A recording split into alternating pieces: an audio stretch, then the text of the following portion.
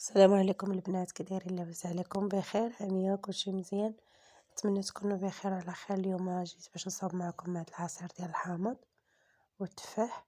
المهم كيف ما كتشوفوا كان عندي هنا 3 الحامضات و3 التفاحات، وقطعت وحده تبديت فيها. عاد قلت نشارك معكم هاد العويصر هذا. المهم درت نص حامضيه في مولينكس بقشورهم، غادي تنقيوهم بقشورهم وغادي تنقيو تحيدوا ليهم غير داك هادوك العظيمات اللي كيكونوا لداخل باش ما كيمروش. صافي وكتلوحوهم في مولينكس وكديروا 2 ليطرو ديال الماء. انا درت هنايا ليطرو وخويت عليه درت 3 الحامضات و3 التفاحات وخويت عليهم ليطرو تقريبا ديال الماء. وهنايا بقات ليا ليطرو هنايا في هاد القريعه هادي، تقريبا شي ليطرو وشي حاجه بقات ليا هنا. المهم غادي نطحن مزيان هادشي مزيان كما قلت لكم. حاولوا ما امكن ما تدوزوش معاها العظام. المهم القرعه كانت عامره، خويت داكشي اللي بان لكم خاوي من القرعه خويته هنايا في كان عندي الحمض بالزايد، قلت علاش ما نصايبش هذا العصير كيجي زوين في هذا وقت البرد. المهم هنايا صافي طحنته وجبت هاد الصفايه هادي وهاد البانيو كنصفي فيه هكذا. اللي هبط من الصفايه داكشي الاخر اللي بقى كنعاود نرجعوه في مولينكس وكنعاود نزيد ليه الماء من نفس القرعه. المهم في المجموع ديال القرعه ديال الماء فيها جوج ليطرو. المهم انا عاوتاني صفيت، انا عاوتاني زدت شويه شحال بقى ليا ديال الماء في القرعه.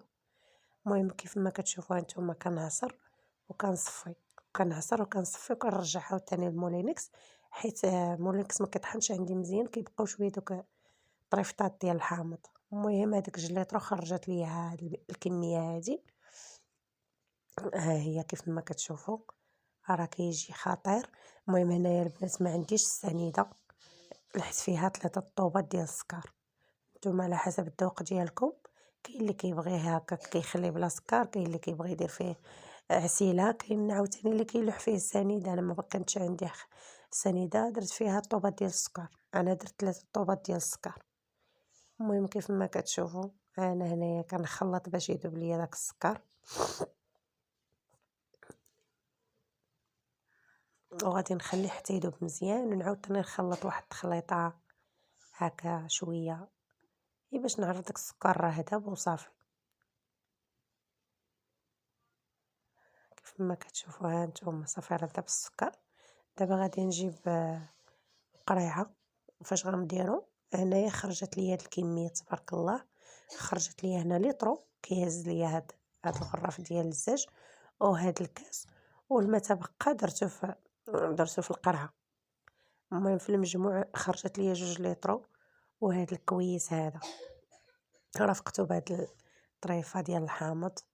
المهم راه كيجي صراحه كيجي يا سلام، كيجي خاطر كيف ما كتشوفوه زوين في هاد البرد. العصير منعش وبالخصوص في رمضان، في الصيف، اي وقت تقدر تستعمليه حيت فيه الحامض، وبالخصوص في وقت هاد البرد هذا راه هو يصلح. ايوا المهم بالصحه والراحه. المهم راهي قلت نشارك معكم هاد العويصر، صراحه كيجي زوين وعجبني وقلت نشاركو معكم.